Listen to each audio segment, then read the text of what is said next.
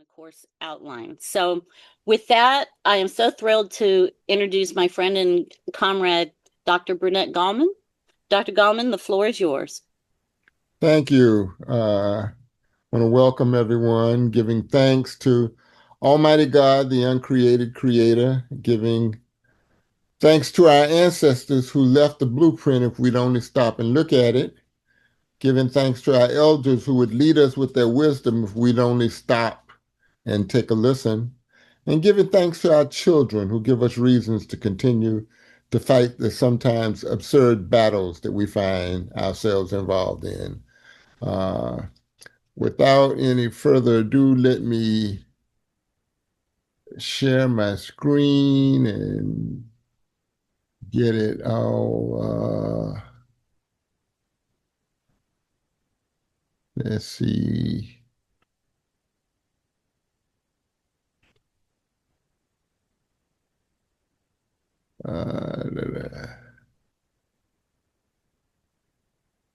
Get started. So basically, we're going to talk about Kemet, uh, popularly known as ancient Egypt.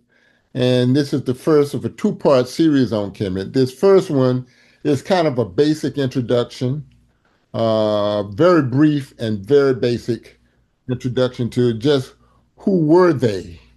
And next week we'll talk about what they did. But now we're going to talk about who were they and why are they important. And we'll just go from there. I'd like to dedicate this to my friend Elizabeth Middleton Maakaru, who introduced a lot of us to much of the history that was hidden and stolen through his South Carolina ETV program For the People. And he was a very good friend of mine, and I always like to raise his name and his image.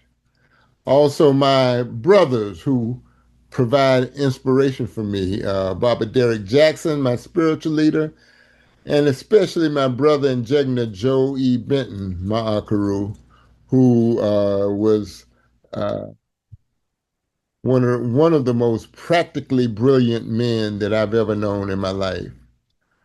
Now, in order to accomplish what we want to do, I want to make sure that everyone is able to connect these dots and understand what the dots are.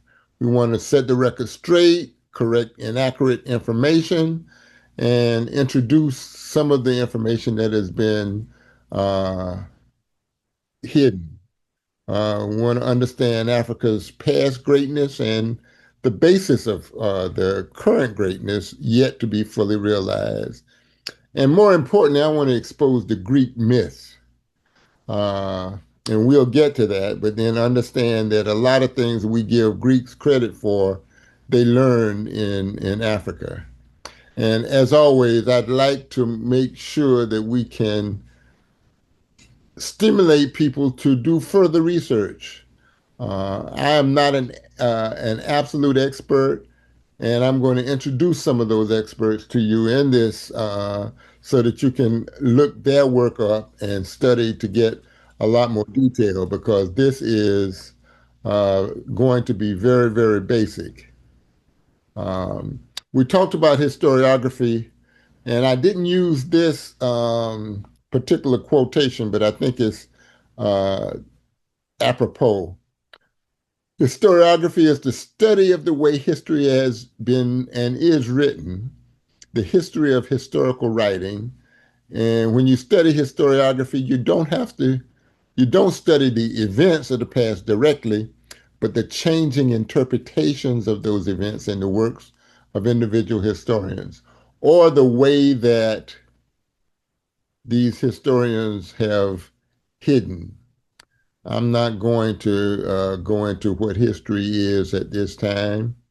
But these, hopefully, if you go back and listen to this lecture again, you can read these because Dr. Clark and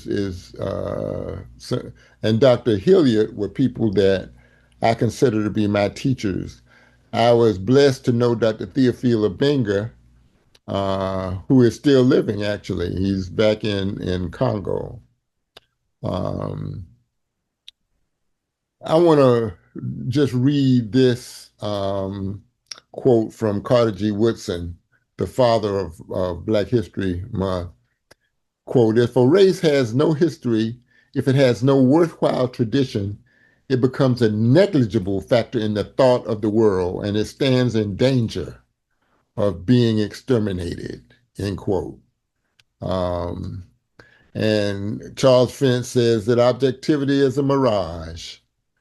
Uh, Now, I'm going to get back to this, but Arnold Toynbee, who is considered to be one of the great British historians, said it will be seen that when we classify mankind by color, the only primary race that has not made a creative contribution to any civilization is the black race. We're going to address that directly next week. Hugh Trevor Roper, another um, well-respected historian out of Europe. It is European techniques, European examples, European ideas, which have been which have shaken the non-European world out of its past, out of barbarism in Africa.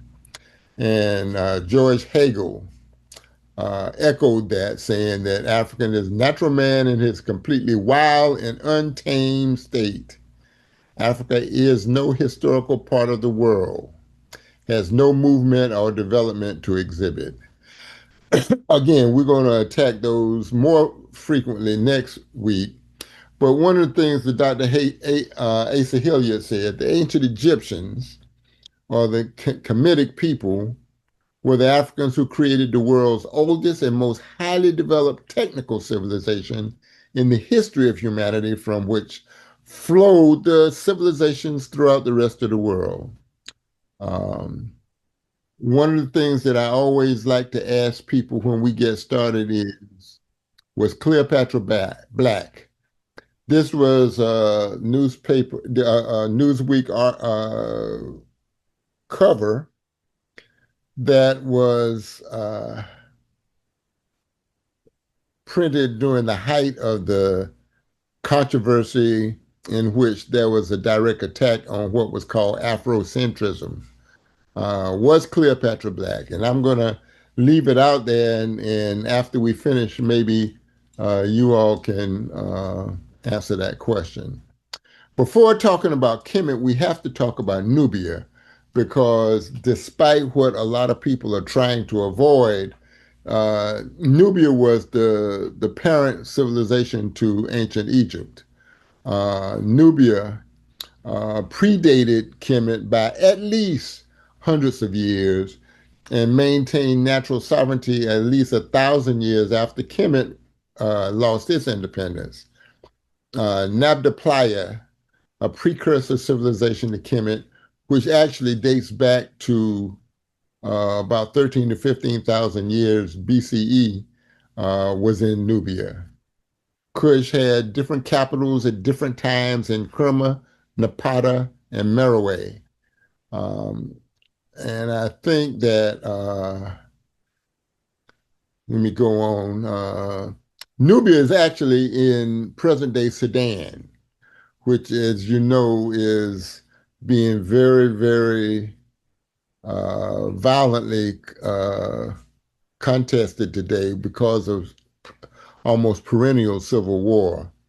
But we talk about the pyramids in ancient Egypt, but Nubia, or present day Sudan, has more pyramids than Egypt. Egypt has about 118, Nubia has about 200. They're built differently, but they're still pyramids. Unfortunately, much of the history of Nubia submerged under Lake Nasser, which was created by the Aswan Dam. Before they actually completed that dam, uh, a call was made to Egyptology, archaeology, anthropology departments all over the world, and there was a scramble to go and dig and find information before that area was flooded. Unfortunately, there's a great deal of information that's still underwater now. but a lot of the hidden stuff is in university storage units all over the world, including the University of Chicago. I think it's very, very important that Kush venerated women, and this whole concept that we hear of the Queen Mother originated in Kush. Experts on Nubia and Egypt, Dr. Deborah Hurd, who is an active member of the Association of the Study of Classical African Civilizations, um, has done some exemplary work on Nubia and on Egypt.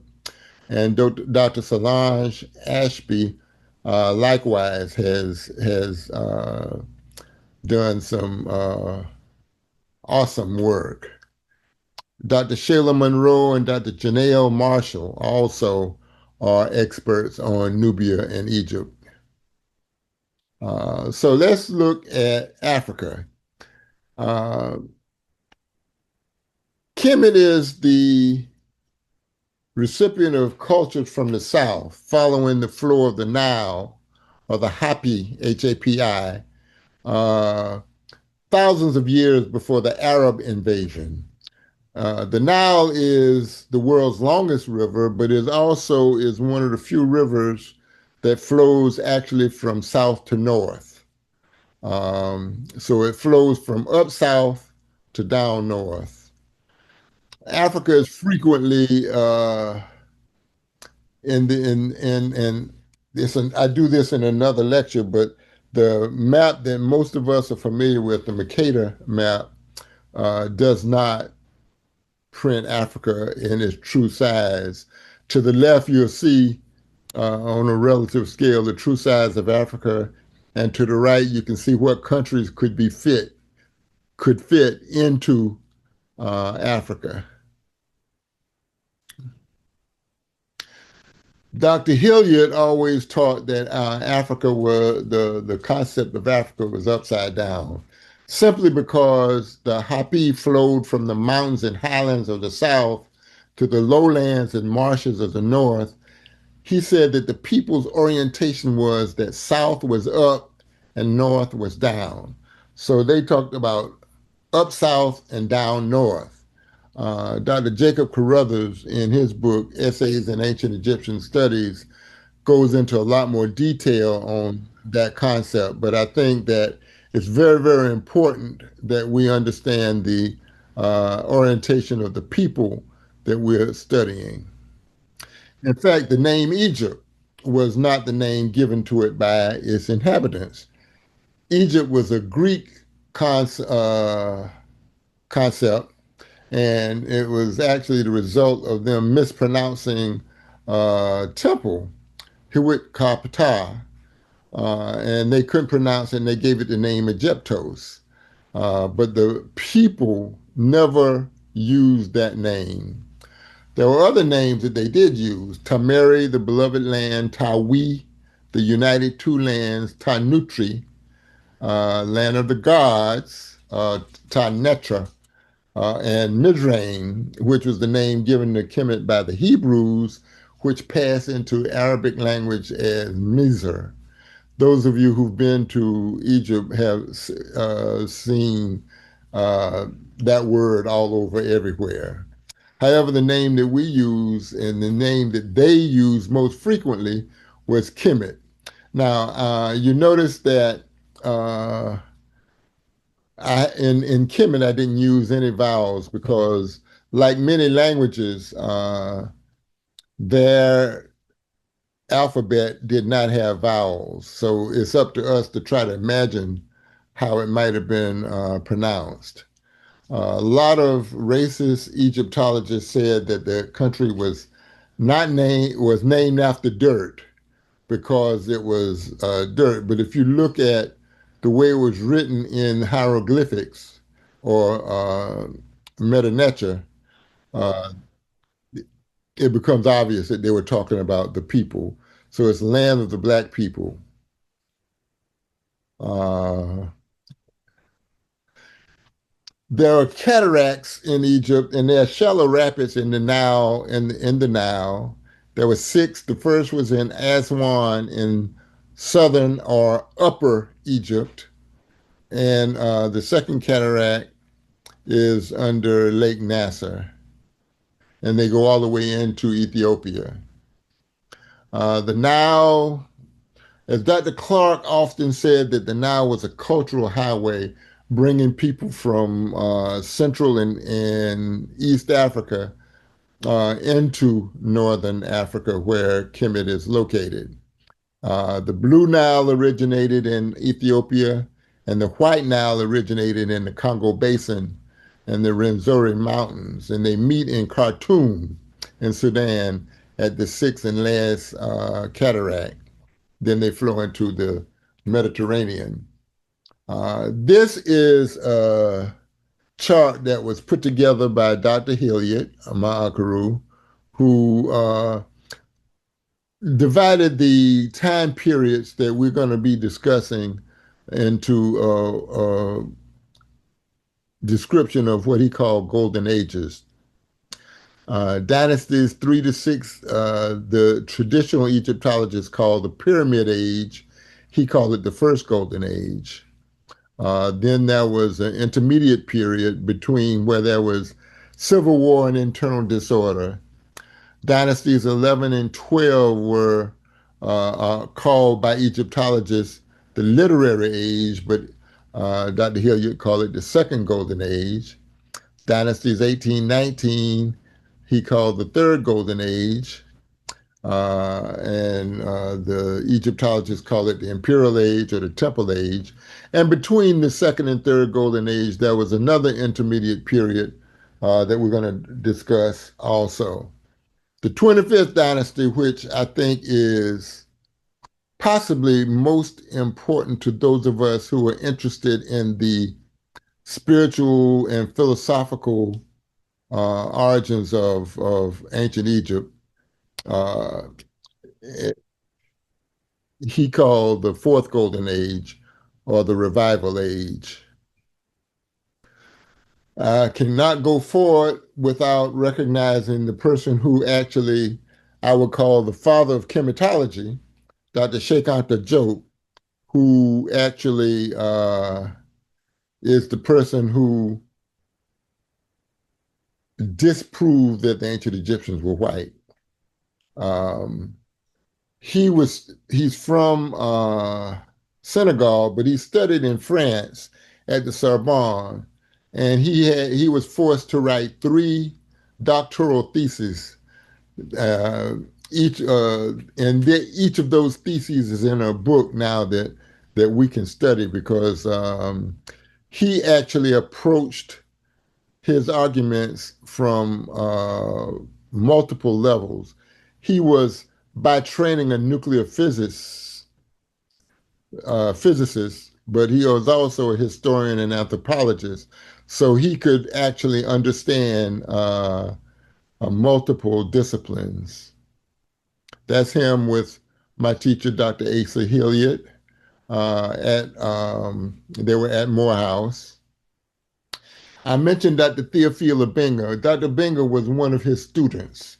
And again, I never had the opportunity to meet Dr. Diop, but I did get a chance to speak to, study under briefly Dr. Obenga.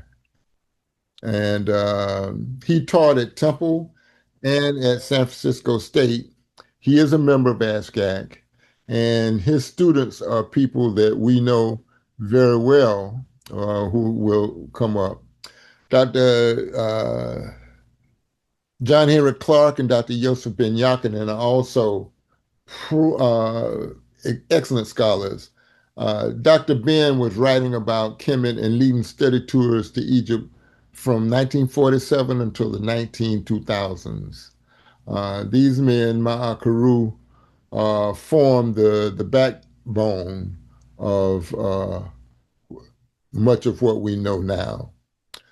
A close friend of mine who transitioned not pretty recently, Dr. Charles Finch, he transitioned earlier this year. Charles Finch Ma'akaru. This man was so brilliant that when he became interested, not only did he read every book on ancient Egypt, but he taught himself how to interpret the hieroglyphics or the Medu Neter so that he could read firsthand what they were saying rather than have to depend on the interpretations of someone who was probably racist.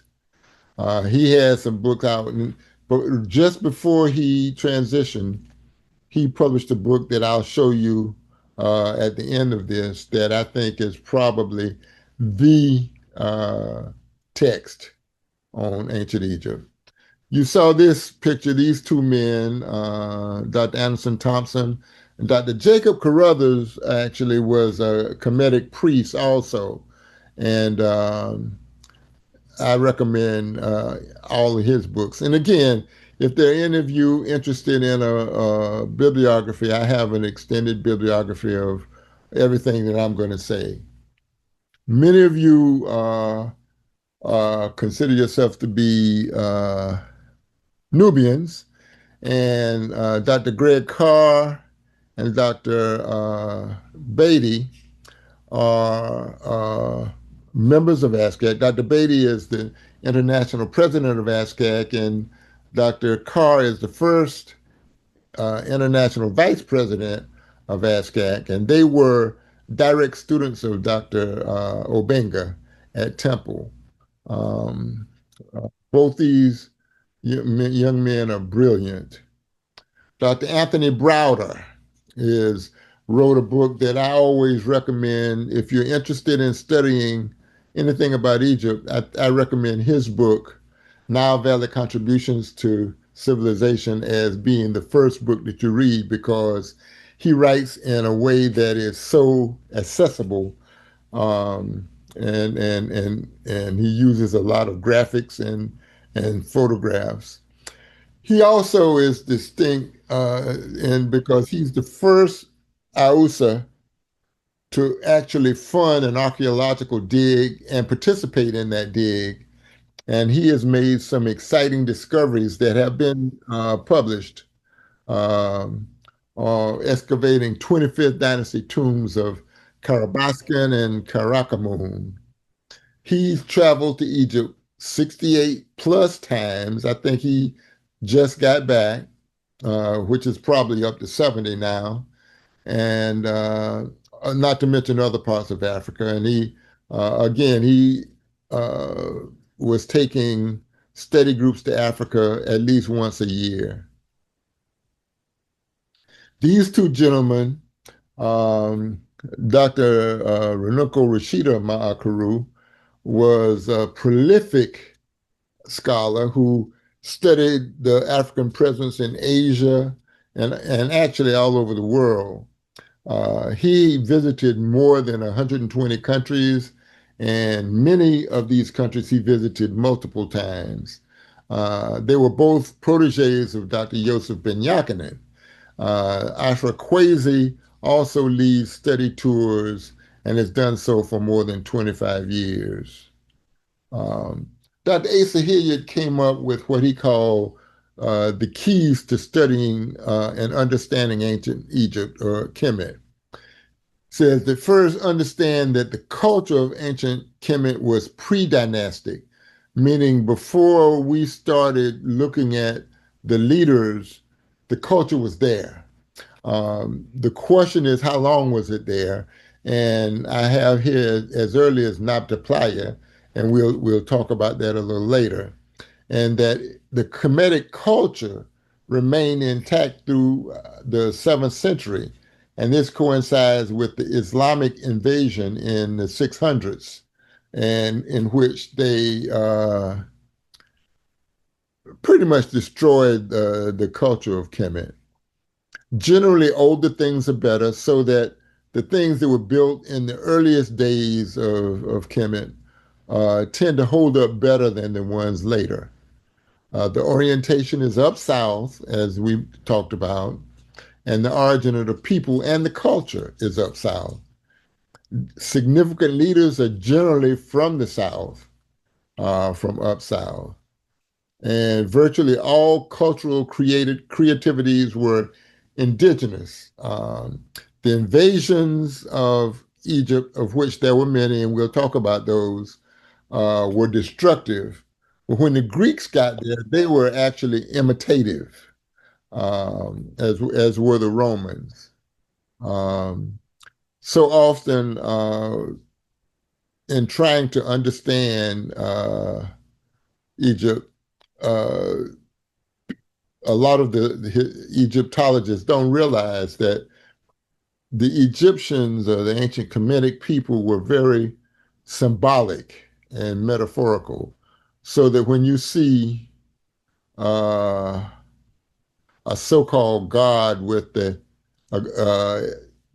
head of a bird and the body of a human, then they very concretely look at it from a perspective of them being uh, uh, what's the word, barbaric, but understanding that basically the symbolism of them was profound.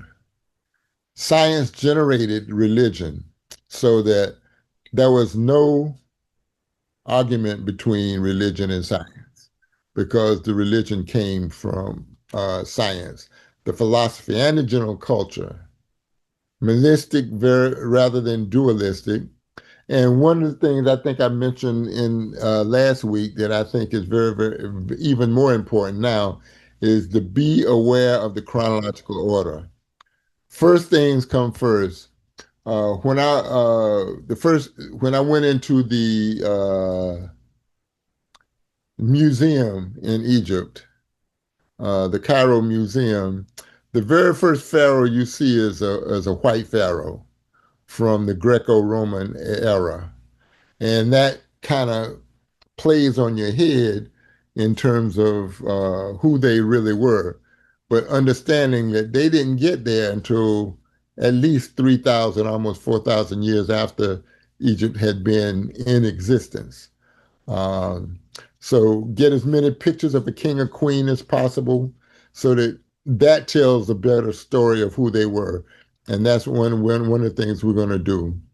And understand that, and as I've alluded to, Egyptology is the product of European scholars during the slavery, colonization, and racism period. So I think it's very, very important that we understand that what I'm trying to expose you to is chematology and not Egyptology. Dr. Diop said the history of Black Africa will remain suspended in air and cannot be written correctly until African historians dare to connect it with the history of Egypt. Um, Again, the Negro and the Australian are more primitive than any other human beings. Giuseppe Sergi, the most degraded of existing races, such as the Australians, Tasmanians, Papuans, Vedders, Negroes, Hottentots, and Boshimen, as well as the Aboriginal forest tribes of India, are typically dolichocephalic, meaning they had a long, narrow head rather than a oval or a square head. Racial myths about Kemet. Many of you will know about the Hamitic hypothesis, which is based on the Christian Bible, Genesis 9:20 to 27, the story of Ham. Ham was the middle child of Noah, and uh, his sons were Ethiopia or Cush, Kemet, Mizraim, Canaan, and Libya or Somalia, which they call Put. And it's interesting that linguistically, as I understand it, H is frequently seen equivalent to K, and the vowels were not used, so that meant that ham or ham was equivalent to Kim, and KM was the strongest word for black in the ancient Egyptian language. And as a matter of fact, Hamites were known to be black until Napoleon rediscovered the grandeur of Kemet in 1798. And at that time, there was a scramble to recreate the Hamites into a branch of the Caucasian race, so that the Hamitic hypothesis held that everything of value found in Africa was brought by Europeans, and they used that to try to justify what they were doing in terms of enslavement.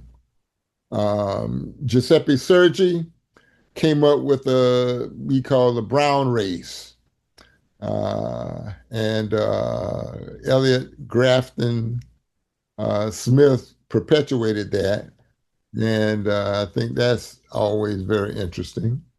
They also came up with a Mediterranean race. Now, that brown race were just brown white folk. Understand? Mediterranean race was a Nordic race because you know that whiteness was always the default. And that view was championed by the anthropologist Carlton Kuhn, 20th century anthropologist in America who believed in the polycentric theory of evolution, in which some races became Homo sapiens before others. One of the papyri, Hunefer, I think is very interesting. He was from the third golden age in 19th dynasty. And he, in something that Hunefer wrote, was frequently quoted by Dr. Ben. And in describing the origin of the Kemetic people, Hunefer said, quote, "We came from the beginnings of the Nile where the god Hapi dwells at the foothills of the mountains of the moon," end quote. Remember, Hapi was their name for the Nile. And what were the mountains of the moon? They were is either Mount Kilimanjaro in Tanzania or Mount Rwenzori in Uganda, both of which are in sub-Saharan Africa. Hunefer also described judgment after death, and I will allude to that next week. Things came to a head in 1974 when Egyptologists of the world called a symposium in Cairo. And the title of it was The Peopling of Ancient Egypt and Deciphering of the Meroitic Script. And that is the script from Nubia. And it was sponsored by UNESCO. 20 participants are Egyptologists from Egypt, France, Senegal, and the Congo. And there were three basic opinions that were favoring the origins of the ancient Egyptians, Kemetic people. There's one section that said they were Arab, another said they were European, and Dr. Diop and Obenga proved that they were African. And they dominated the proceedings so much that when they published the conclusion, and I always like to read this. This is something that Dr. Hilliard always reveled in. Quote, "Not all participants had prepared communications comparable with the painstakingly researched contributions of Professors Sheikh Anta Diop and Obenga. There was consequently a real lack of balance in the discussions," end quote. So basically that's saying they kicked butt and took names.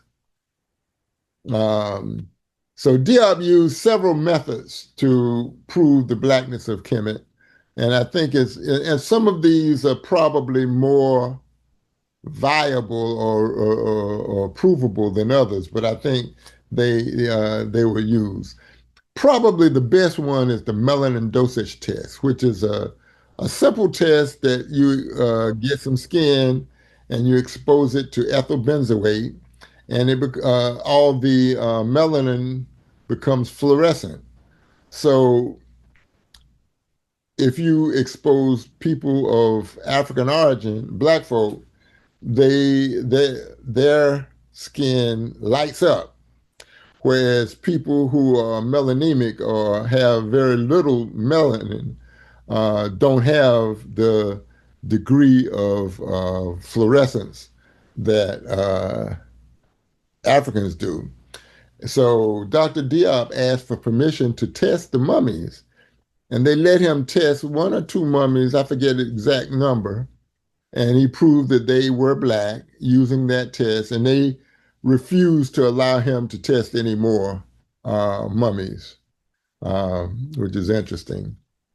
Osteological measurements can probably be argued. The Lepsius canon uh, from the 19th century distinguished body types of various racial groups and said that the typical Egyptian was, quote, short on and Negroid physical type, end quote.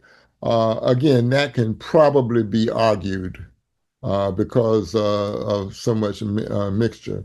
And this is another one that can probably be debated. Blood groups. Blood groups were mostly type B, even for Egyptians today after centuries of mixing with the Arabs. The same as for other black Africans versus A2 for many Europeans. Now, my research, and I haven't found any predominant blood group in Africans, just in African Americans, which is very interesting. And not being a hematologist, uh, I don't know what that means, and the people that I ask are not willing to challenge the status quo.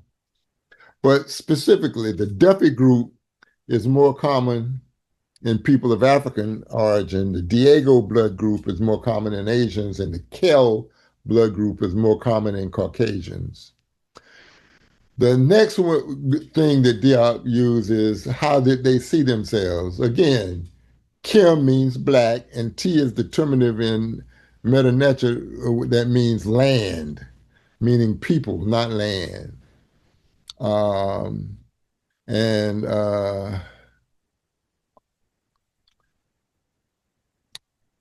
four types of men known to the late New Kingdom. And this is a depiction of a painting from the tomb of Ramses III in the 20th dynasty, which was said to portray the known population of the world at that time. And the significance of this is that the Kemetic people saw themselves as no different from people in other Africans or the Nubians. And you can look at that and see that the first one is Kemet. You have the Indo-Europeans, other Africans, and the Semitic people. Um, when I was in that temple, I tried to take pictures, but my pictures did not turn out well because they did not allow flashes. And I thought I had high speed film, but this is a picture that someone else took of that tomb of Ramses III.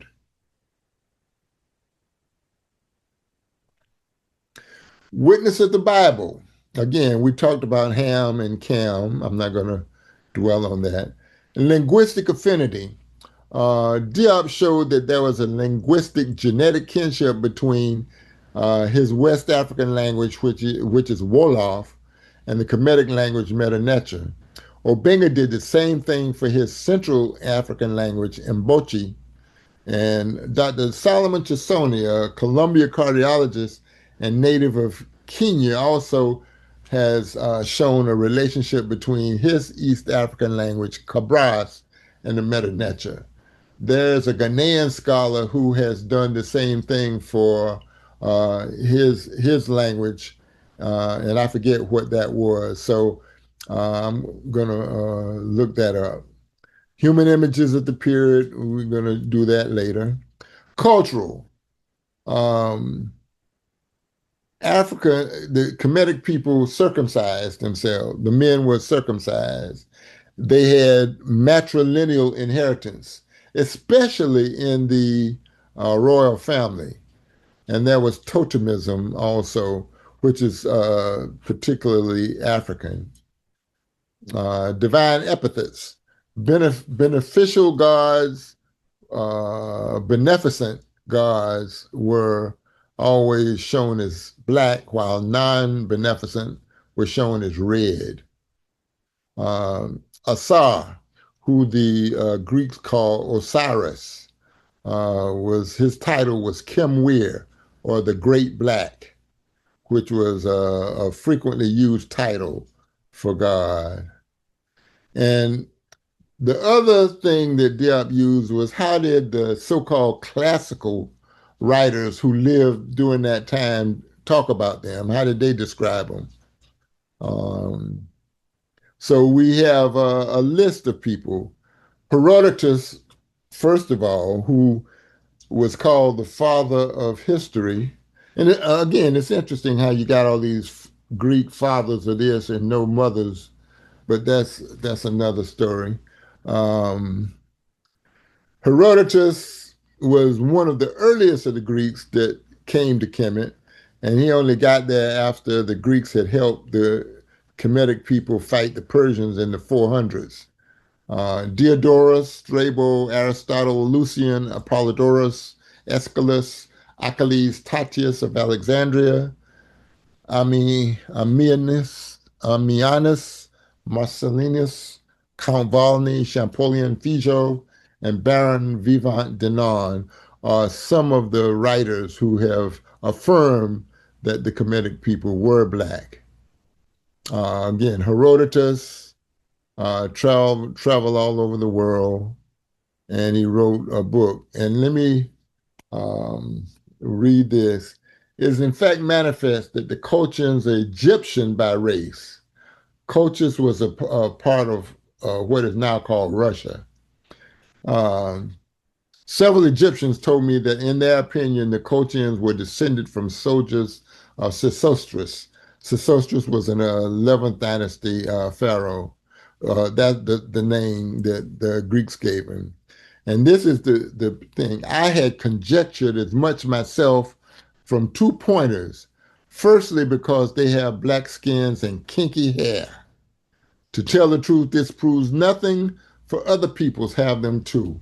And secondly, and more reliably, for the reason that alone among mankind, the Egyptians and the Ethiopians have practiced circumcision since time immemorial.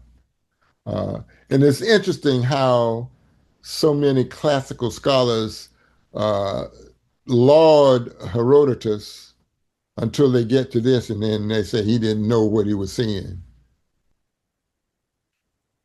Diodorus, and I'm not gonna go through all of this. Strabo, Aristotle, Lucian. Count Volney was one of the Frenchmen who visited Egypt in the mid 1780s, and he wrote a book that's still available called The Ruins of Empires. And he says, reverting to Egypt, its contributions to history afford many subjects for philosophical reflection. And it goes on to say that this race of blacks who nowadays are slaves and the objects of our scorn is the very one to which we owe our arts, our sciences, and even the use of spoken word. He was attacked viciously by some of his fellow people. Champollion Figeac was the brother of Champollion, who deciphered blocking it, but the Rosetta Stone, right? Okay, and his name was Jean-Jacques Joseph Champollion Figeac. And he actually said the two physical traits of black skin and kinky hair are not enough to stamp a race as Negro.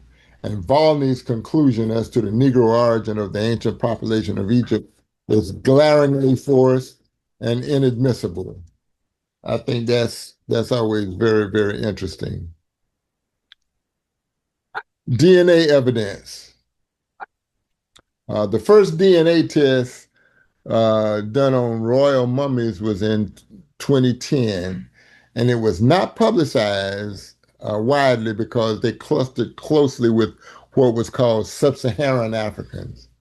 Later DNA tests on other mummies suggested that the majority of mummies were Middle Eastern or Mediterranean, and they classified North African origin as non-black. But these mummies always came from the later dynasties. The Amarna pharaohs of the late 18th dynasty DNA matched DNA from Uganda.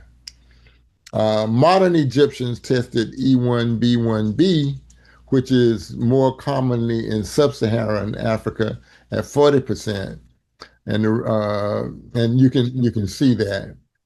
The results frequently depend on who doing the test and from what period the mummies come. Now, problems of DNA tests and some of the later testing, all mummies came from one site in Middle Egypt, not even close to Nubia, where the earliest Kemetic people originated. And of the 150 mummies tested at the time that I did this research, 147 were female and 3 were male. And they described the E1B1B1 as North African, even though that genome originated in Ethiopia in sub-Saharan Africa. So getting into the meat now, a dynasty is the succession of rulers of the same line of descent, same family. According to Finch, the greatest dynasties were the 4th, 12th, and 18th. I would add the 25th, which is attempted to take the religion and culture of Egypt back to its Nubian origins. Again, the chart by Dr. Hilliard. And talking briefly, Nabta Playa, which dated back, okay, I said 13,000, 7,500 BCE, which is located in the Nubian desert of southern Egypt.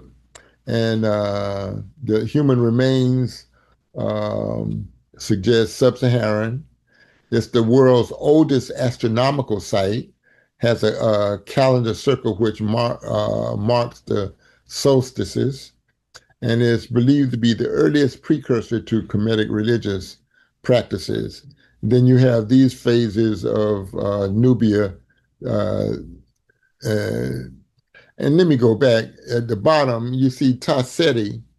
Bruce Williams was, I think he was a doctoral student when he did this at the University of Chicago, shocked the world when he published The Lost Pharaohs of Nubia.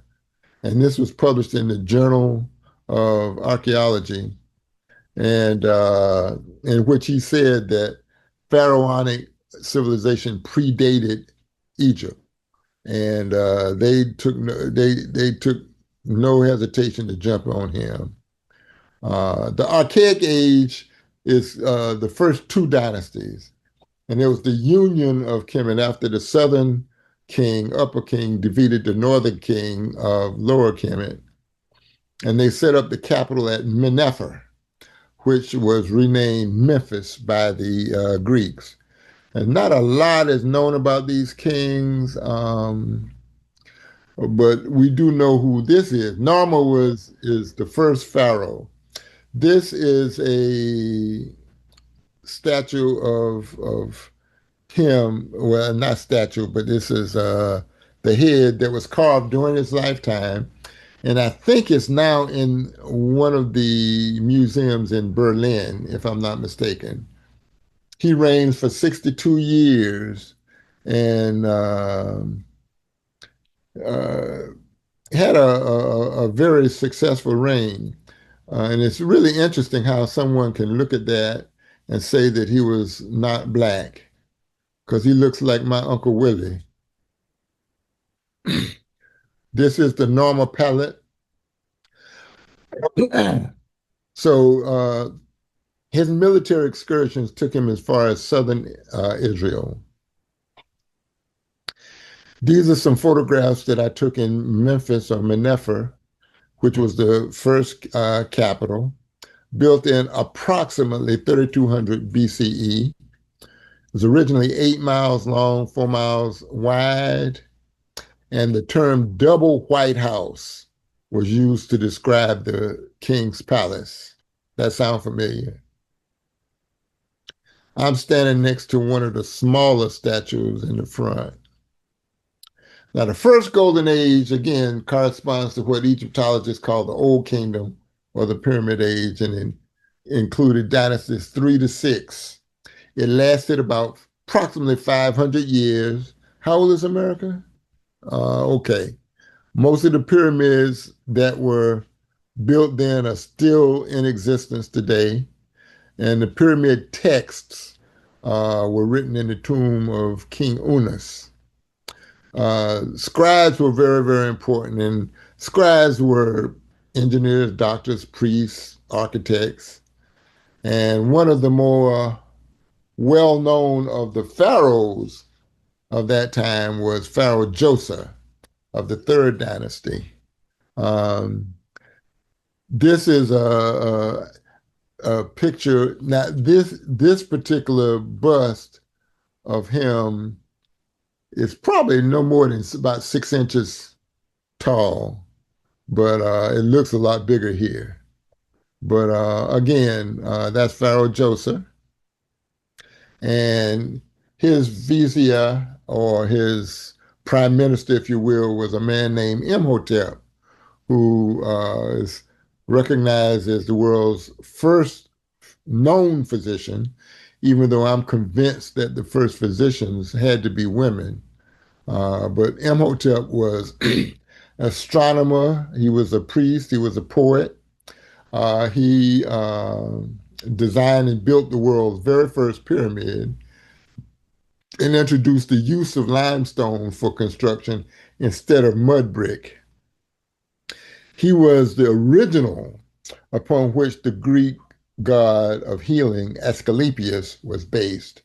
And the Hippocratic oath that we physicians take is an oath to Asclepius, which means that it's indeed an oath to Imhotep. The early Christians actually worshiped him as one with Christ. This is the pyramid that he built.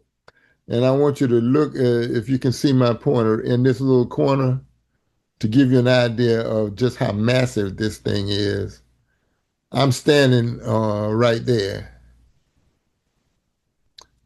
right here. This is it's massive, and it's not even the largest one. Because of the spiritual nature of the Kemetic people, every pyramid had a accompanying temple, and this is the temple that goes along with the pyramid at Saqqara. Um, one of the early fourth dynasty pharaohs, Sneferu, the first pharaoh, built 2 pyramids, the bent pyramid and the red pyramid, and he's known as being the father of Khufu. And I think this is the bent pyramid of Sneferu. And this is a bust of Khufu, who was actually not from the south. He was from the mid Egypt, but he felt a strong allegiance to the south. The Greeks call him Cheops. He reigned for 63 years and built what is now known as the Great Pyramid. Behind the Great Pyramid, there are 3 smaller pyramids dedicated to 3 women that were important to Khufu. This one is thought to be the tomb of one of his wives. This was believed to be the tomb of another of his wives, and this was believed to be the tomb of his mother. There's also a museum behind the Great Pyramid. He had a ship, they call it a solar bark. Understanding the religion or the philosophical aspects of belief system, could use a ship to get from life into death or the afterlife. This museum has, this was also discovered among Khufu's leavings, and they call it a solar bark. You know, even though we don't think of it that way, Kemet had a significant navy because, and it makes sense when you think about it, because the Nile or the Happy was so important in their everyday life. We'll talk about that a little bit more next week. Khafre was Khufu's son, and he built the second largest pyramid at Giza. It seems logical it was built on higher ground. The Greeks call him Kephren.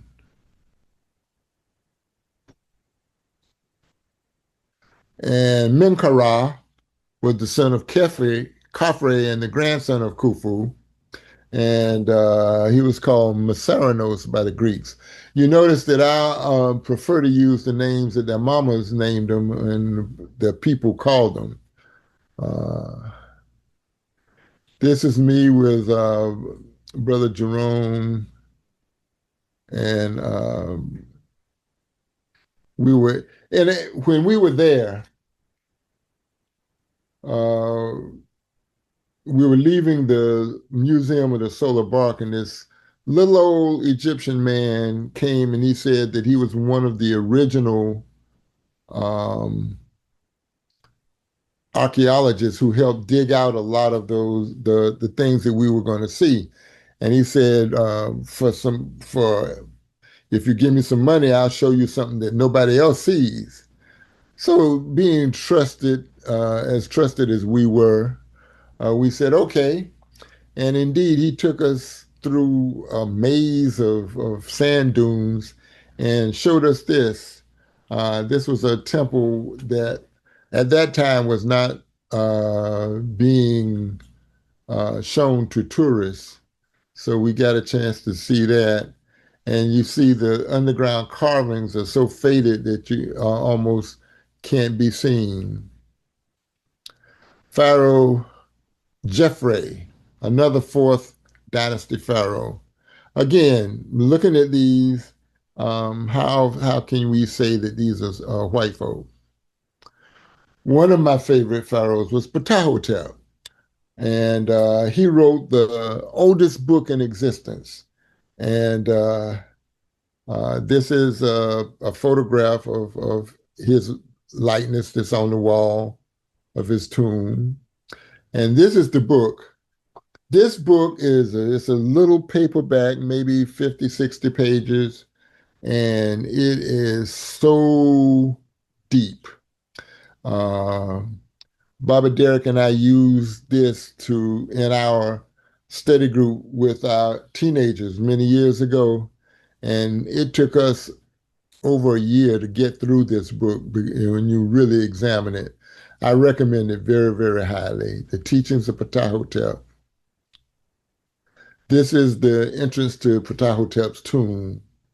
Um, and when you go in, there's not a lot of room for people. And we were in there just crowded. And I like to tell this story. We were crowded in there, and the guard had said, no picture. And me being hard-headed, I thought that I had high-speed film and I could take pictures without a flash. And the flash went off. And the guard said, who took that picture? So he was coming at me, and I handed my camera to to Dr. Carr, who is now Dr. Carr, and he hid it in his backpack. Greg did, and it was so it saved me probably from having my camera taken away from me at best and being put in jail at worst. Pharaoh Pepi I was in the sixth dynasty, and he invaded and consolidated Kemetic power by invading deep into Asiatic countries. He erected more monuments than any other kingdom. And the last pharaoh of the sixth dynasty was Net-Akerti, a Nitocris, who was the second of four female pharaohs in the history of Kemet. Um, Pharaoh was a title. It had nothing to do with kingship. Uh, and I think it's very interesting that we know that there were probably four to six female pharaohs in the history of Kemet. This is a sixth dynasty person. The first intermediate period occurred between the first and second golden ages, and it was a time of civil war. And there were a lot of different dynasties at different places because a lot of local leaders rose up against the central leadership. Um, at this time, I like to tell my politician friends that during this time, to be after this, to be convicted of being a politician was grounds for the death penalty because it meant that you had to compromise what you knew to be true, you know, and they didn't see compromise and truth as anything viable. Now, the this golden age corresponds to what Egyptologists call the Middle Kingdom or the Literary Age. And there were two dynasties, 11 and 12, lasted about 260 years. Um, Mentuhotep was the fifth pharaoh of the 11th dynasty, but he's the one that pretty much solidified the dynasties. And his mother was Sudanese. Her name was Yam. Uh, he is the one that began the temple complex at Waset that is now called Karnak. Senwosret, who Herodotus called Sesostris, um, continued to consolidate and conquer. And this man, Amenemhet III of the 12th dynasty, was probably one of the greatest rulers or leaders that you've never heard of. Uh, he performed a major reorganization of Kemet's administrative system. He they had no external enemies because everybody around him had been subdued. So he started land reclamation projects from the desert and reclaimed more than 40 square miles for agriculture. Um, and if you can see, he had this is probably a wig, but he had a wig of what we now call dreadlocks. So in order to make this more believable, when I took this picture, I took it from the front and from the back. The sister of Amenemhet IV was the last ruler, and she was the third woman to become pharaoh. I can't find couldn't find any picture. And this is from one of Diop's books. He said these were typical Middle Kingdom faces. The second intermediate period occurred after the 12th dynasty fell when a group of people identified only as the Hyksos or shepherd kings invaded Kemet. We're not sure who they were, although some people say that they were the early Palestinians. This dynasty, the second intermediate period, lasted about 160 years and comprised dynasties 13 through 17. They introduced the horse and chariot to Kemet, but other than that, they created nothing and left nothing of worth to mark their presence. Uh, the third golden age corresponds to what, wait a minute, let me, what's called the New Kingdom or the Imperial Age, and that was dynasties 18 to 19. It lasted as long as America, 350 years. It was founded after the Hyksos were driven out of Kemet, and it built an empire after they were driven out, which the empire of Kemet comprised all of what we now call Egypt, including parts of present day Syria, Lebanon, Israel, and Sudan.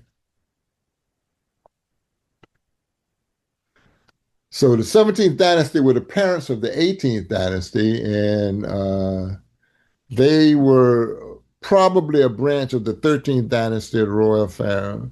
And the pertinent pharaohs and their wives were Tao, Sekenenre Tao, and Kamos. Um, Almost Nefertari is believed to be the mother of the 18th dynasty. She was the daughter of Sekenenre Tao and Ahotep, and she was sister and wife to Amos, her husband's co-ruler. And she was the mother of Amenhotep the first. Um, she was the first ever divine wife of Amun, which was a title given to the pharaoh's main wife. There are more examples of her etched in monuments all over Kemet than any other person except maybe Ramses II. Uh, this is her son, Ahotep. The fifth pharaoh in that dynasty was Hatshepsut, who was the daughter of Tutmosis I and Ahmose. She ruled very peaceful for 20 years, 21 years, and concentrated on trade. And her mortuary temple is still in existence, built into the side of a mountain. We'll show that. We'll deal with that a little bit more next week.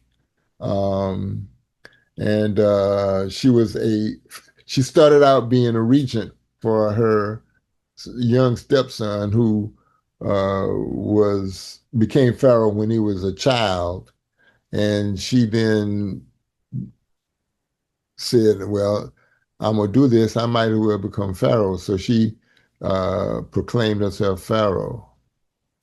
This was her young son who took over when um, he became of age. Tutmosis III is probably, when he lived, he was the most powerful man in the entire known world. Um, he married Hatshepsut's daughter, and actually, if we study him, he was one of the greatest men in history, period. He was a brilliant military strategist, never lost a battle. And during his lifetime, Kemet was a superpower. And he was smart. Whenever he defeated someone, he took the princes who were in line to become leaders of those countries and acculturated them and got them to be loyal to Kemet. Um, he started building the temple Ipet Isut that is now called Luxor. This was Abed's sister here, Queen Tai or T. She was the royal wife of Amenhotep III and the mother of Akhenaten and grandmother of Tutankhamun. She had a temple built to her, and when her son actually neglected affairs of state, she ran the country in his stead. And this was her son, Pharaoh Amenhotep IV. He was called heretic king, and some people actually give him credit for being the first to initiate monotheism, although those people, by saying that, reveal that they know very little about what they're talking about. He married a woman named Nefertiti. Uh, he is significant in that he challenged the religious traditions by introducing worship of the Aten. The Aten was a sun disk. And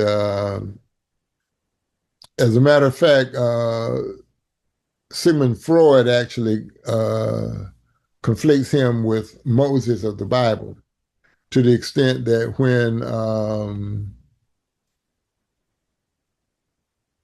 when he died, when Sigmund Freud died, a book was published that he had written and had asked that it not be published until he died.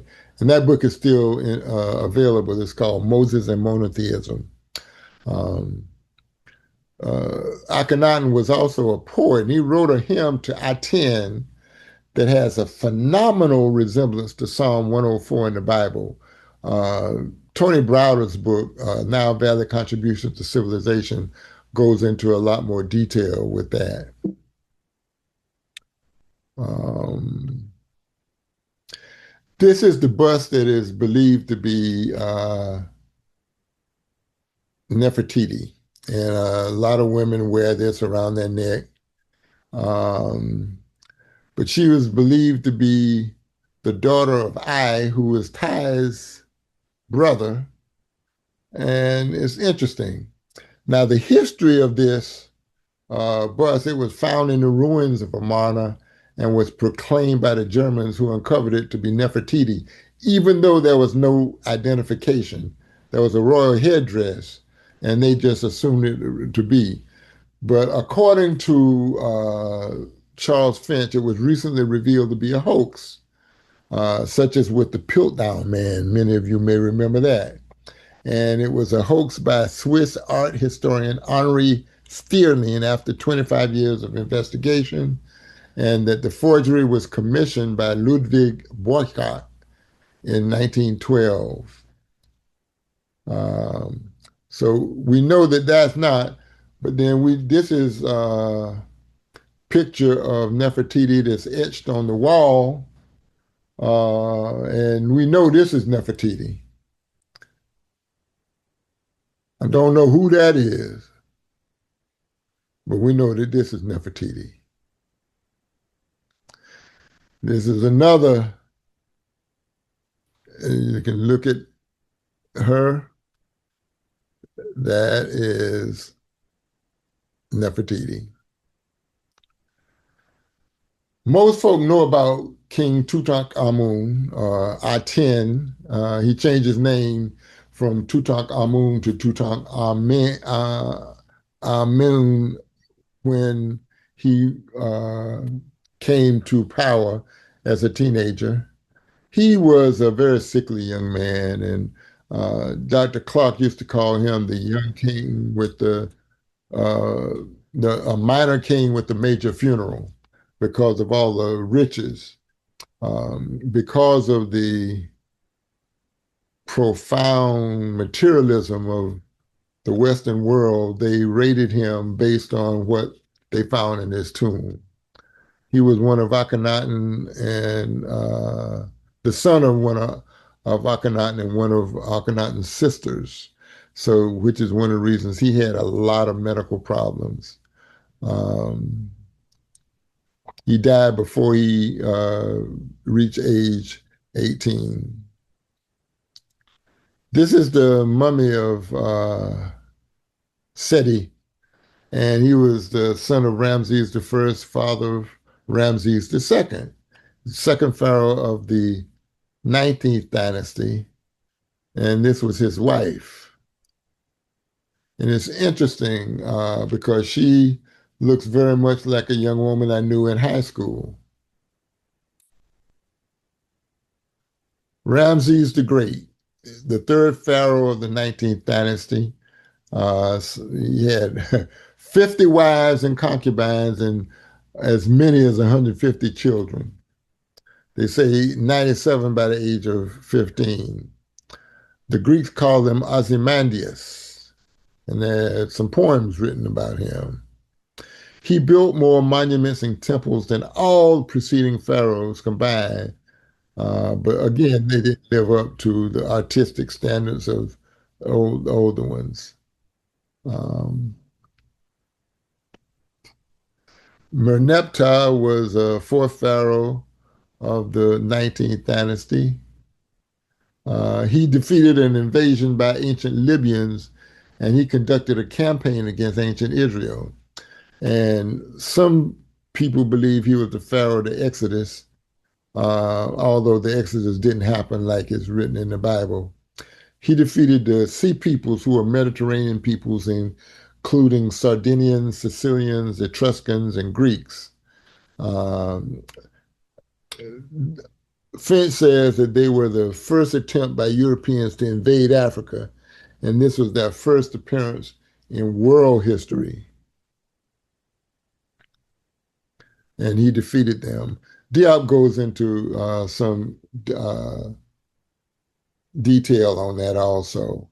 Pharaoh Ramses III, 20th dynasty, he defeated the Sea Peoples 3 times, and they fled west across North Africa. And according to Diop, they were the founding ancestors of people we now call Berbers, which would explain phenotypic whites in North Africa. Now, Ramses III had a haplotype of E1B1A, which is sub-Saharan. And what's fascinating is there's a man in Atlanta who did DNA studies, and he proclaimed himself to be a direct descendant of Ramses III, although it showed that they were family members. They descended from the same ancestor. Um, and that haplogroup is common in West and Central Africa, but rare in North Africa. 21st through 24th dynasties had weak leaders, and the 22nd through 24th were actually not actually Kemetic, but they were Libyan. 25th dynasty, which is a very, very important dynasty, rescued Kemet from anarchy and created a mini renaissance, what is called Septepi. Lasted more than 90 years, and is really the only dynasty that Egyptologists will readily acknowledge were black. Arthur Weigall, an Egyptologist, called it that infernal inward dynasty.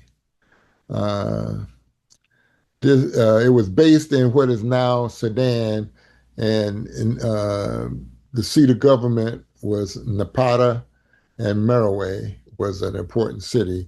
The pharaohs were Kashtu, Pianki, Shabitku, Shabaka, Taharka, and Tatamani. And each one of those has a very, very important story that needs to be told more. Taharka is mentioned in the Bible in 2 Kings 19:9 and Isaiah 37:9. He defeated the Assyrians in the Battle of El Teka in what is now Israel, but he was later defeated by the Syrians and driven back to Nubia, which was the end of the 25th dynasty. The 26th dynasty was the last native dynasty before the Persian conquest. And it was actually a puppet dynasty of the Assyrians. 27th dynasty was Persian. 28th dynasty liberated Kemet from the Persians after the death of Darius. But then the 29th dynasty only lasted 18 years. 30th dynasty was the last native dynasty of Kemet. And it only lasted almost 40 years. 31st dynasty, founded after the Persian reconquest. And then you have the 32nd dynasty, the Ptolemaic dynasty, which is the one that you see so much of when you look at pictures of ancient Egypt. Alexander conquered Kemet in 332 BCE and ruled until his death 9 years later, 9 years later in 323 BCE. One of his generals declared himself pharaoh. His name was Ptolemy, and he declared himself Ptolemy the First, Sota, and he founded the Ptolemaic dynasty, which lasted about almost 300 years. And they are the ones that founded the great library at Alexandria, that accumulated the writings of the earlier dynasties and put them all in one place. The last ruler of the 32nd dynasty was Cleopatra the Seventh. People don't realize that when they talk about Cleopatra, there were seven of them, and the one that is so infamous was only the seventh. What is significant about them is that they adopted Kemetic customs and religion, and they repaired or built or rebuilt a whole lot of temples. Now, this is a portrait from the mid first century of Cleopatra the Seventh. Um, she was 17 years old when she ascended, and she had relationships with Julius Caesar, with one son, and Mark Antony. Dr. Ben and Dr. Clark used to argue about her. Well, I would say debate about her is very frequently, because Dr. Ben actually wanted nothing to do with her. He didn't want to claim her at all. Whereas Dr. Clark said that she was an Egyptian patriot because of the sacrifices she made for her country. Um, Subsequent invasions, the Hyksos, these are all the people who have invaded uh, what we now call Egypt. Now, again, start up reading. Let me talk Nile Valley's contributions to civilization. For anyone who is interested in finding out about Egypt, that's very readily accessible and easy to read, I recommend this highly. In fact, I give you the Gallman guarantee. If you buy it and don't like it, I'll buy it from you. Um, Ivan van Sertima, I didn't have his picture there, but he actually was an anthropologist who has done some groundbreaking work. And he edited 3 or 4 different volumes on Egypt that I'll show you here. Egypt Revisited is the second one. These are 2 of the um, dissertations that Diop wrote that were turned into books. The African Origin of Civilization, Myth or Reality, I think, is a must read for somebody who, it's not an easy read, but it is one of those reads that you say, oh, and you just become fascinated with what you find out. This is Dr. Charles Finch's book, Nile Valley Civilization, A 10,000 Year History. That book, I think, is the pinnacle of information about ancient Egypt. Dr. Finch was also fluent in French, so he had a personal relationship with Dr. Diop also. Nile Valley Civilizations is based on the conference, the Nile Valley Conference that was held at Morehouse. Egypt, Child of Africa. Kemet in the African Worldview, edited by Malana Karinga and Jacob Carruthers, has some, and this book, Essays in Ancient Egyptian Studies, I think is a must read for anyone interested. Jacob Carruthers, Metanetcha. And this is a relatively new book. Those of you who watched the series on African history that was put on by UNESCO, Zainab Badawi, who is a British journalist of Sudanese origin, was the host, and it was very, very interesting. And she actually wrote a book based on that, and I think it got some good stuff in it. Dr. Diop's major book, Civilization of Barbarism, An Authentic Anthropology. and a mainstream scholar who actually parroted a lot of what had already been said. Uh, and this is a recent book, Christopher Ehret. So the question was Cleopatra black? And perhaps we can talk about that in the Q&A. I want to thank you all very much for your attention. And let me get out of this.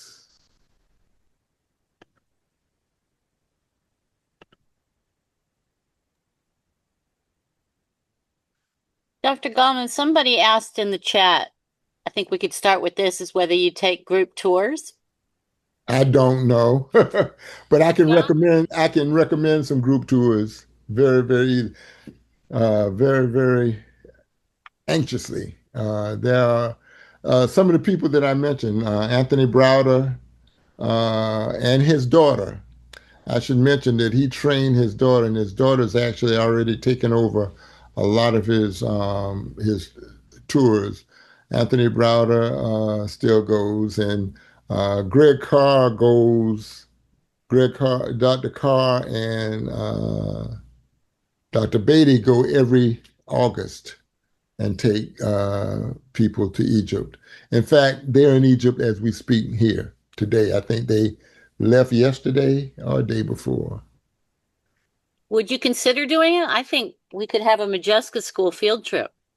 That would be nice. I don't consider I'm just myself kidding, but that knowledgeable would be enough, fun. but that would be good. Yeah. All right.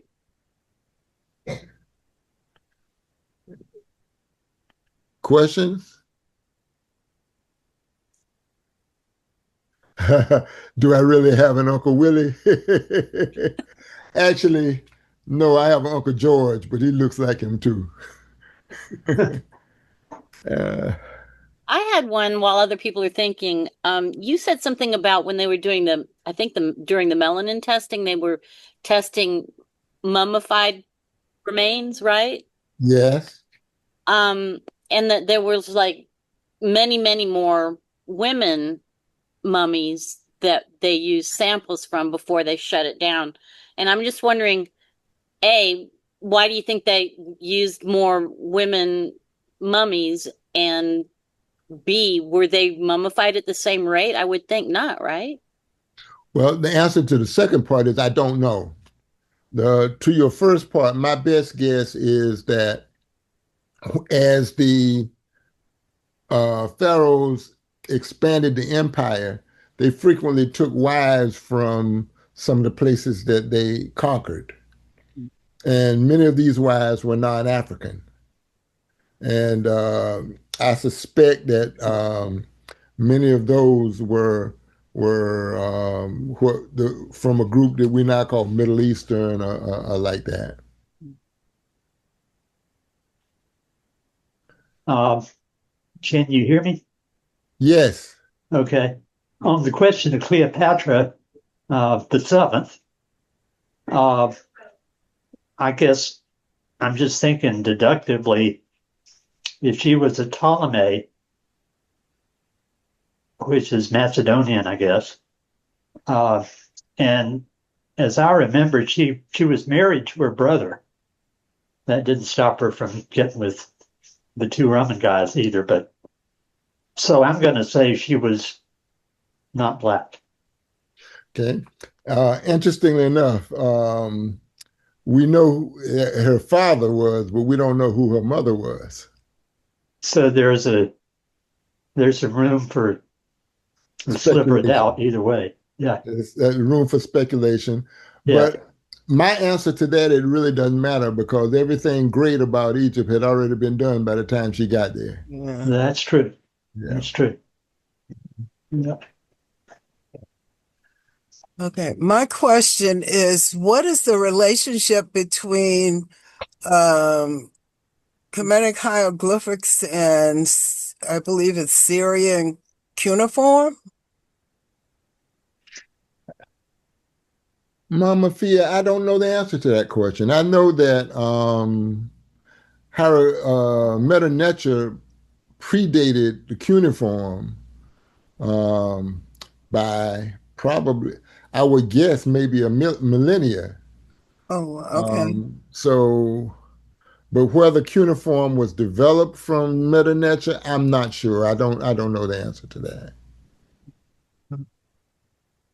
Thank you. It's often presented that cuneiform predated Meta Nature, which I find difficult to believe. Well, we know that Meta Nature, as I mentioned, was in existence before Kemet in Nubia. So, and we know that Nabta Playa uh, has some artifacts that they have been discovered that have Meta Nature on them, and that dates back 7,500 BCE. Oh, okay. Yeah. All right. Well, that answers my larger question, which is which came first. Yeah. Thank you. You're more than welcome.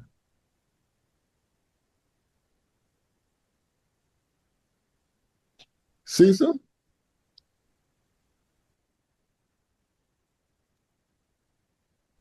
Dr. If you were, Goldman, there's some things in the chat. Somebody wanted you to talk about the Exodus in the Bible and how it relates to Egypt. That's a that's a whole discussion in itself. But Yes, it is. And uh, it doesn't relate. There's nowhere in history that you had a massive exodus from Egypt. And if there had been, the Egyptians would have written it down because they wrote everything down. I mean, they wrote on chairs, on walls, on floors, and they were very, very detailed about leaving a record. So, um, and there's nothing now. There was a story that I read, and again, I need to see if I can find that again to see compare it. But there was a story where there was a renegade priest who left with about 80 people, which you could hardly call an exodus. But it happened sometime during the Imperial Age, during the Third Golden Age. So I'm not sure whether or not there was some reference to that, but there's nothing in the written historical record about an exodus from Egypt. Mr. Cahoon, you had unmuted. I was just a moment. Everything that you're sharing, Dr. Gallman, is news to me, is information to me, so I'm enjoying this a great deal. There are some terrific other questions in the chat, though, that I didn't think up, but as soon as they pop up in the chat, I think that's a terrific question. One, I'll pick up on a question that Elijah has posted. Do you have any further recommended reading on Imhotep in relation to how he was worshipped as Christ by early Christians? And my piggyback to that is would you talk some more about Freud's book associating Moses as a priest of a pharaoh rather than a Hebrew? Uh, well, we know that. Okay, let me go here. Moses and monotheism. In terms of Moses, according to what's written, as I understand it in the Bible, he was a Hebrew, and he was someone who had descended from a group of people that had immigrated into Egypt. Uh, there are some people who say that they were the remnants of the Hyksos who had been there before. I don't know the answer to that. I don't. I have to plead ignorance on that. Freud felt that Moses was actually Akhenaten, and that Akhenaten, uh, being renegade leader that he was, he neglected affairs of state and left it to his mother. And because people have given him credit for creating monotheism, which he certainly did not do, but that was the lie, as we talked about last week. So Freud accepting that lie, putting it together, knowing that if he said that Moses was actually an African pharaoh, would would would not look good on his resume. So I think that's why he directed that the book be published after his death. Would you go further into talking about the association between Imhotep and Christ, that early Christians worshipped Imhotep as Christ?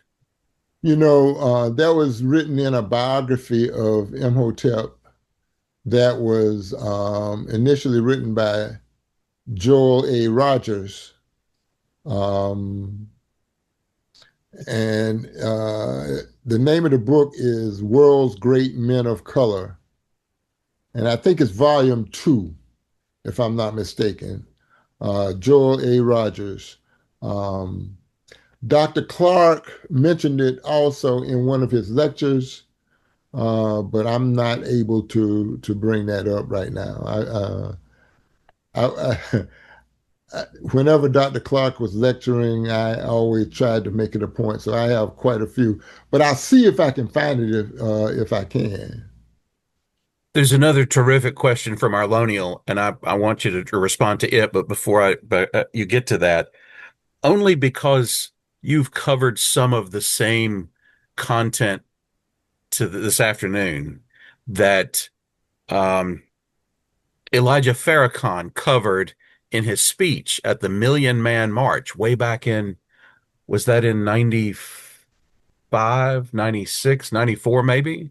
I'm wondering if you remember that speech and if you paid attention to it and have any comment on his commentaries on Akhenaten. And I don't know if he got to Imhotep, but at least he covered Akhenaten. I was there. You were there? Oh, do tell. I was there, but I don't remember his speech because there was so many moving parts, and it was that when they call that the Million Man March, I think it's probably more appropriate to say 2 Million Man March because there were it was quite an experience, and I heard parts of the speech, but I have to say that I don't remember that. I don't remember. And Arlonial? Arlonial has a great question. If she's able to come off mute, I hope that she'll ask it. She and her husband. Oh, okay, good. I'm glad to see that she's here with us this afternoon too.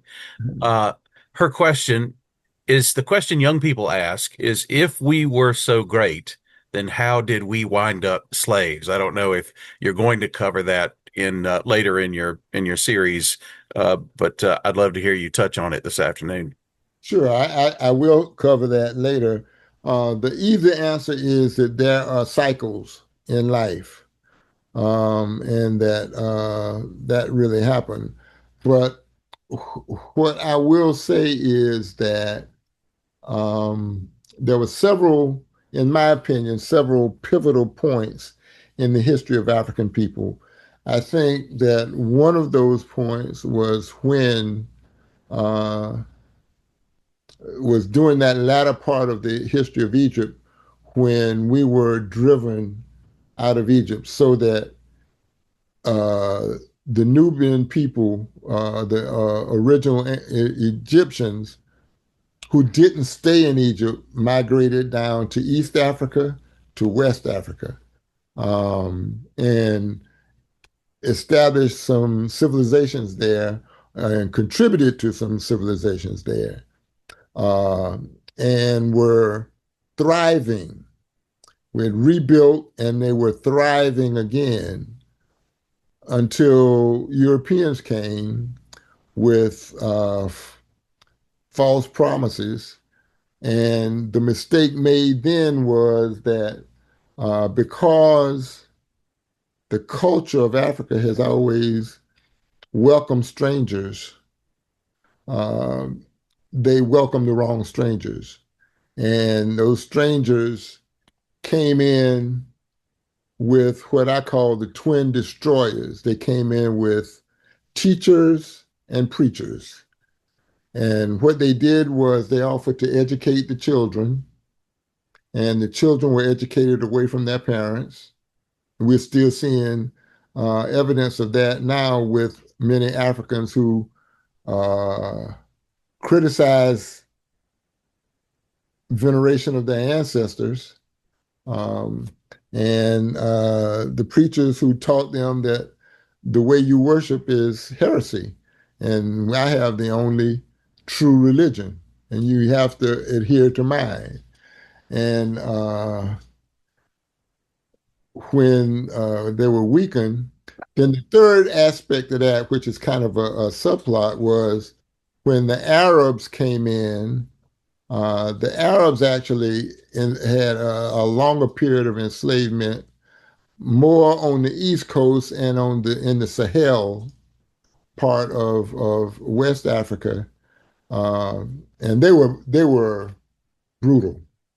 They were, and I often, in studying that, I often feel that if it hadn't been for the Arabs, I don't think the Europeans would have had easily defeated the Africans, because as I'm going to talk about, Africans were kicking the Europeans' butt until they came up with the Maxim gun and the Gatling gun.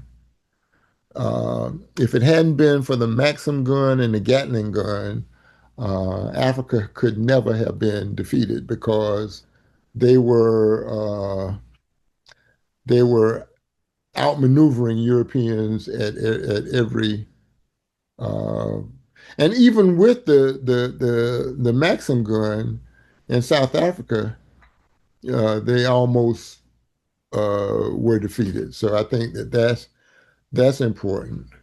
And once the divide and conquer and the turning Africans against their ancestors took hold, along with some greedy Africans who participated, that kind of was not a death knell, but it marked the beginning of a low point in the history of African people. I see a hand. Dr. McKinney.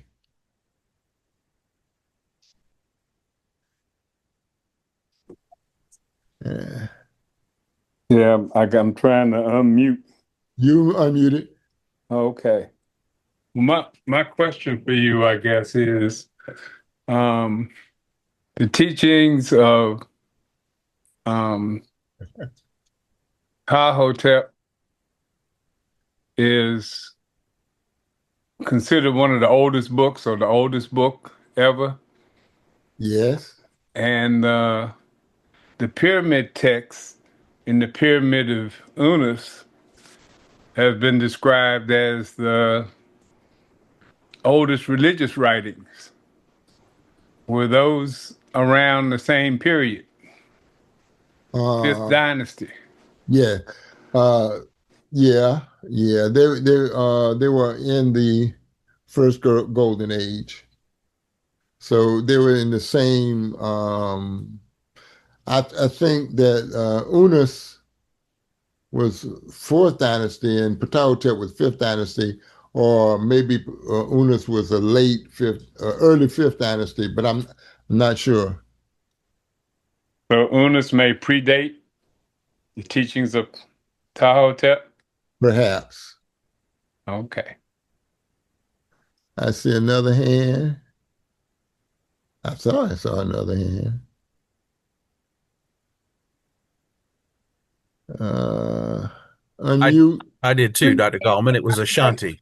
There Yeah. she is. Yes. Go ahead and throw me out there.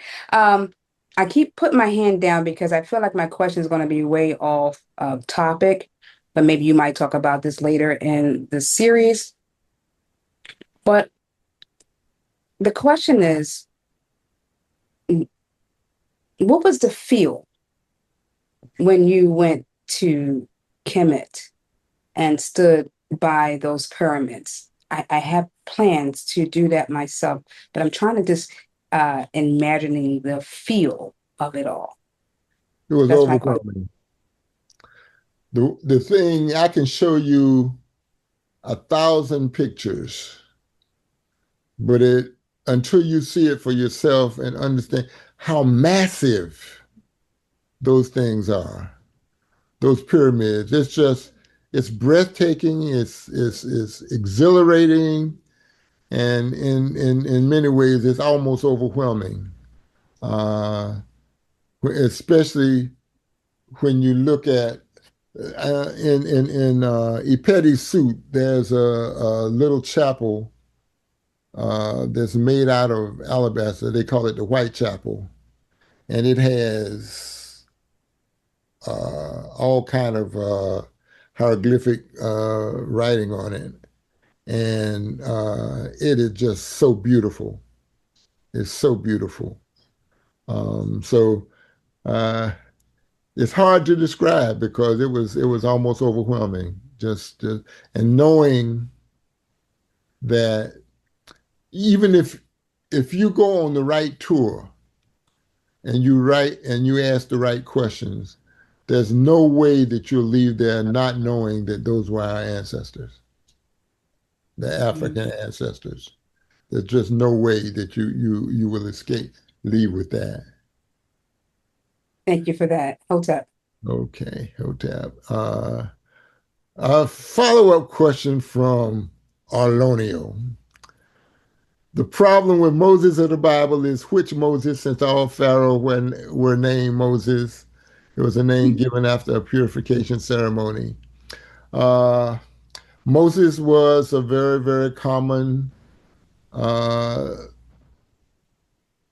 won't say surname, it was a part of a name. You had Jehudi Moses, you had Tutmosis, you had, so it was a part of a name it was a common name. And so you're exactly right. Um, Moses of the Bible was probably based on a pharaoh or a person who has Moses as part of his name. And um, how do you determine who it was, which one it was? So you're exactly right.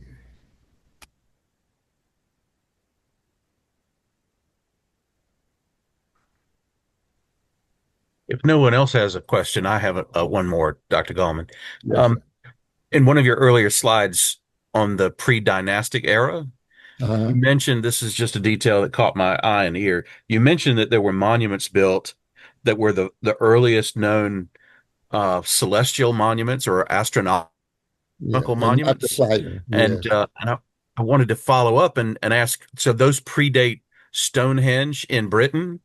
How do we not know in popular culture about the ones in Africa as we do about the ones at Stonehenge in Britain? I think you know the answer to Do that. tell. So do the ones in Africa just need a better public relations marketing They need plan? they need an infusion of truth. Right.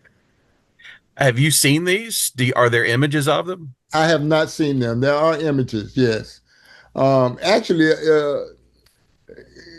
Google Nabda Playa, and there's some good information. Again, I'm at the point now where whenever I read something, Google or even on AI, I have to take it with a grain of salt. And and my wife laughs at me because I argue with Chat GPT frequently. Chat GPT, I'll challenge it and say, that's not the truth. What is the truth? And it'll apologize and go on and on. So I think but there is information out there on Nabda Playa. Thank you, sir. And that's fairly recently discovered.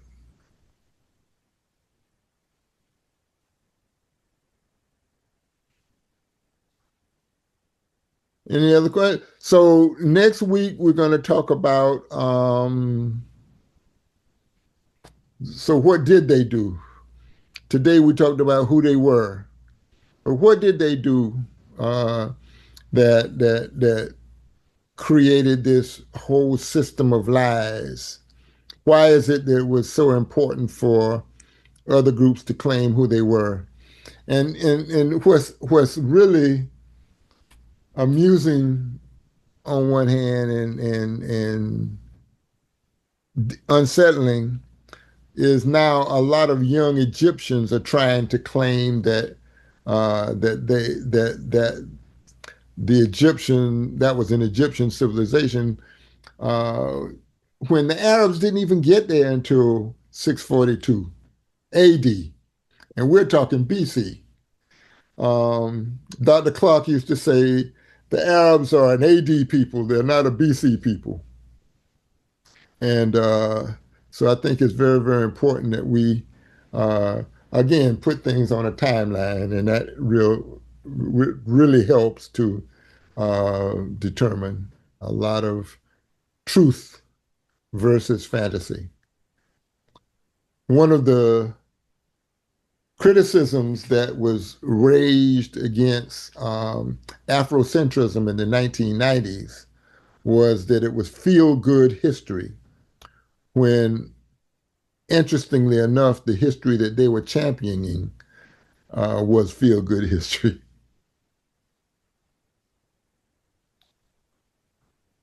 If that's all, I think what I'm going to do is